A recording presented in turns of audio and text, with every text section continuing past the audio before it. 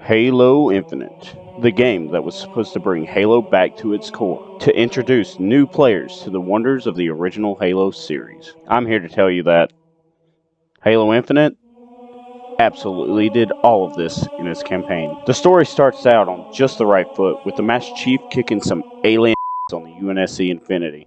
I was blown away by every bit of the scene. I think it was perfect. Chief then gets thrown out into space by Atriox, left to die in the vacuum of space. 6 months later, he's saved by what we believe is a UNSC pilot, later to find out that he was a volunteer and an engineer, who after hearing about the Chief falling, stole a Pelican and fled. I'm not going to spoil too much, so I might skip a few things, but anyway, you later find the weapon, a copy of Cortana, who helps you in the same way Cortana did in the original trilogy. It just made me want to cry the first time I was running around kicking ass with an essentially Cortana AI helping the Chief. It was nostalgia at its finest. It was perfect. And it didn't feel too fan servicey, if you know what I mean. I particularly loved the part after Pelican down, where Chief, the weapon, and the pilot, Fernando, share a moment. The pilot reveals that he is not actually a UNSC pilot, and that he had stolen the Pelican to escape. The emotion feels so real and raw. Chief starts to show the humanity in him as he reflects on what he wishes he would have done to prevent what is happening at the moment. And let me just say, the dialogue between the weapon and the Chief during gameplay is phenomenal. There isn't too much, and it doesn't feel out of place like it did in Halo 4. And the dynamic between the three characters is perfect, and nothing ever seems forced in the writing and the delivery of the lines. I'd give story a 10 out of 10, and I'll let you figure out for yourself. This is just my opinion. On to level design. As far as level design goes, I really like the whole open world of Halo Infinite, but it left some things to be desired. I really wanted to see how this new art direction and this new slipspace engine would look in different settings. While there was some of this, like the inside of Forerunner structures, interior abandoned spaces, and wrecked ships, I really missed the way the original trilogy had different settings. Halo 1 had battles set on a beautiful beach in a dense, creepy jungle, and the freezing snow.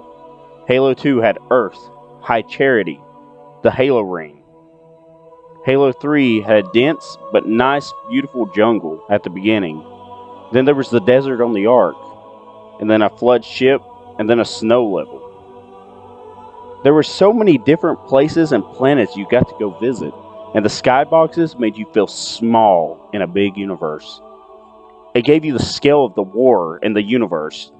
You were fighting for such a much bigger cause than yourself.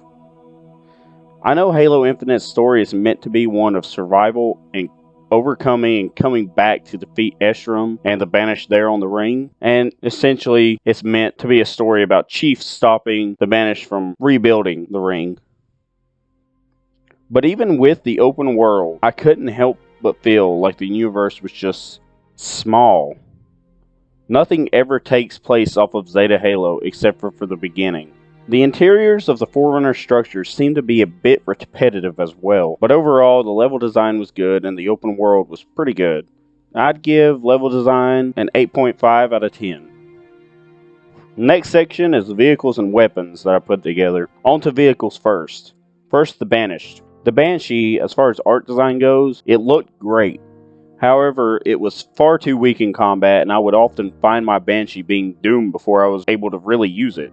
Sometimes even before I was able to hijack it. Some shots would stray off, and then my Banshee was like smoking, and then a few seconds later, it's like, bam! Every time I tried to use a Banshee, I found myself on foot afterwards. So I'd give the Banshee a 6 out of 10. The Shade Turret, I loved the design. It reminded me a lot of the Reach design, just with shields, and red of course. It was very useful in combat. Probably my favorite Shade Turret in the series. I give that thing a 10 out of 10. The Ghost, though, this thing is an absolute killing machine. The design is great too. I mean, it was just perfect all around. I give that thing a 10 out of 10. The Chopper, I love the art design. But gameplay-wise, the chopper was never on the list of favorites in any of the Halos. It was actually one of my least favorites. And you can comment and cuss me out about it if you want, but I give it an 8 out of 10. Now, to remind you, this is a bias review. The Wraith, I love the design and the gunner shield, but the projectile that shoots from the Wraith looks weak and puny compared to the original Wraith. The original Wraith was like a big, giant purple and white fireball, and you were like, oh shit, here it comes. And it's just, when I see that thing coming, I'm like, I guess I better move.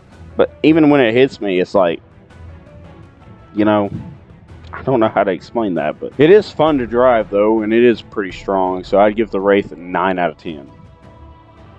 The Phantom, even though you can't drive it, I am reviewing this one. I honestly didn't like the design for the Banished Phantom. I understand the more bulky look, but I prefer the original, more sleek look. But I do understand that the Brutes are in charge of the Banished and everything, but I still didn't like the design.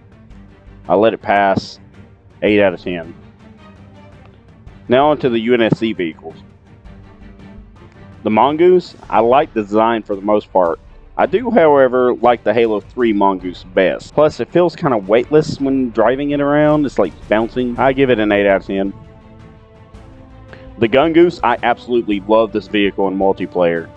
I like it in the campaign too. The guns are powerful and pack a punch, but I still have an issue with the vehicle having the weightless feeling. I give it a 9 out of 10. The Warthog, beautiful design, perfect design. Still not very fun to off-road with. It feels like I'm driving a toy with how little it seems to weigh, and the way it just bounces around. If you fall off a rock or something, it just doesn't seem like this big, light armored vehicle. I give it a 9 out of 10. The Razorback, I love this vehicle. It is one of the best additions to Halo Infinite. It still has that slight problem with the weight feeling a little bit off. I give it a 9.5 out of 10 just because I love it. Rocket Hog, oh boy. This is probably my least favorite Rocket Hog. It has the same beautiful look as the Warthog. The weight is still the same as the Warthog, and it seems way too light. And the rockets suck against bigger targets. So I give it a 6 out of 10, mostly for design, and you can dispatch a few infantry units. Onto the Scorpion. The Scorpion is a nice vehicle. It looks really big and beefy, but the rounds don't feel the same when fired. It still packs a punch though, don't get me wrong. The armor seems a bit weak. I've been taken out by infantry in this thing. It's too weak. I give it an 8 out of 10. The Wasp. I do like this vehicle. It's fun to fly, can dominate the battlefield, and packs a punch. However, its armor is kind of weak, but not too bad. So I give it a 9.5 out of 10. The Pelican, even though you're not supposed to be able to fly it, and I know that there is a glitch where you can, the Pelican has an absolute beautiful design. It's perfect. I give it a 10 out of 10. For the vehicles, I wish there was more to choose from, I guess. I love the Gauss Hog in Halo Reach and would like to have seen those in this game. There were some real complaints I had with the vehicles in the campaign. In the multiplayer, some of those complaints as far as the weightlessness isn't as bad, just because in a smaller arena it's a little bit different. I will grade this without the Pelican and Phantom since they are not meant to be playable. So their overall score for vehicles is 8 out of 10. Onto the weapons. With the weapons, I'm just going to go through the base weapons. None of the special variants. 1, because of time's sake, and 2, I haven't gotten all the special weapons. Starting with the banished weapons. Pulse Carbine, it's not my first choice. The design is okay. It does, however, strip elite shields pretty good. And its round tracking isn't great though. So I give that a 7 out of 10. The Needler. Yep.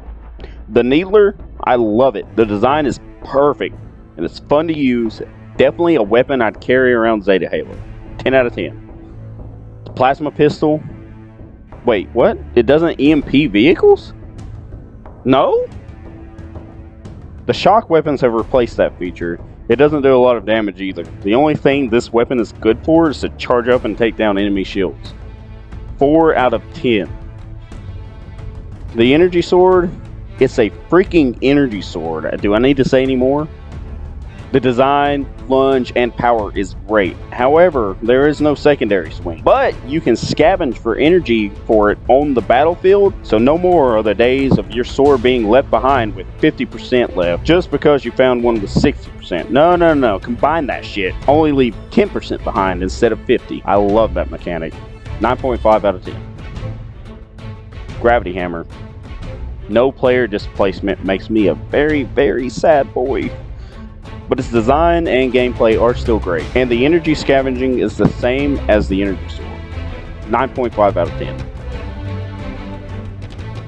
The Mangler.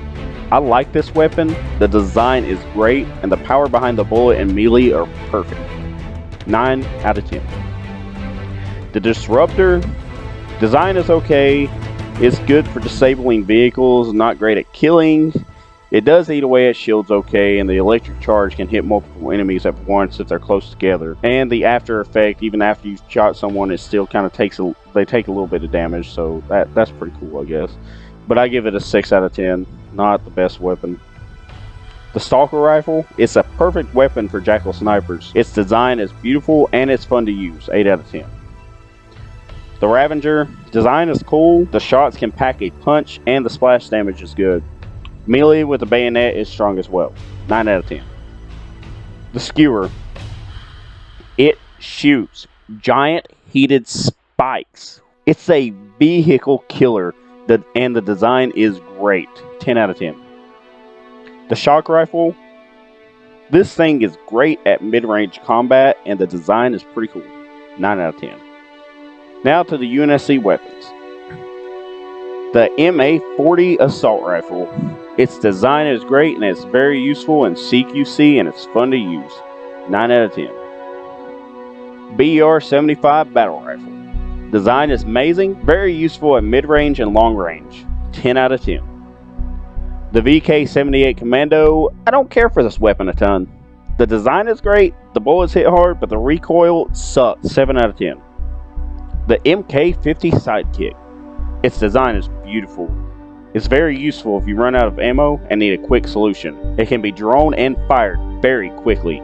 It is very accurate and has just enough power behind it. Isn't the Magnum, but I do give this a 10 out of 10 because I love this weapon. The Cqs48 Bulldog. Great design, fast firing, very useful in CQC. The power is definitely nowhere near the pump action shotgun, but the fire rate makes up for that. But I give it a 9 out of 10. The S7 Sniper Rifle. Its design is perfect. This weapon is all around perfect. I can say no more. 10 out of 10. The Rocket Launcher. It's the freaking spanker. 10 out of 10. The Hydra. Design is great. 2 firing modes. One does more damage and one locks on and does a little less damage. 9 out of 10. Forerunner weapons. The Heatwave. Design is perfect. There are 2 firing modes. One spread shot horizontal and one spread shot vertical. The vertical firing mode is honestly my preference. The horizontal one does not do much. The rounds can also ricochet off of surfaces, and it's an overall great weapon. 9 out of 10. The Sentinel Beam. Oh boy. My favorite Sentinel Beam in the series. It is very powerful and can instantly disintegrate unshielded or unarmored enemies. That is a 10 out of 10. The Cinder Shot, great design. You can partially control your shot with the reticule. That's about all I have to say about that. I don't use it much because I don't like it, but I'll give it an 8 out of 10. There are 22 weapons in Infinite. They have taken out some of my favorite weapons, such as the Plasma Rifle, Magnum, Covenant Carbine, and the Pump Action Shotgun. So I give this Weapon Sandbox an overall score of 8.5 out of 10. The Replayability and Fun Factor. This game is most certainly replayable. In fact, it's a complete blast even after the campaign is completed. I'm playing it through right now, my second time, but it's on Legendary. And I'm still going back to my normal playthrough to unlock things. It's not all perfect. There are some frustrations that I have, but I give this section a 9 out of 10. And the moment you've all been waiting for, my overall game rating. Drum roll, please. I give the overall game rating an 8.8 out of 10. I think that's a pretty fair rating. Okay, and that's it. That is my quick overview and review of Halo Infinite. If you liked it, please hit that like button, hit that subscribe button, turn on that notification bell so you can get notified more videos. I know I don't post very much sometimes. Sometimes I go without posting, but at the moment, my wife is pregnant with our 4th child.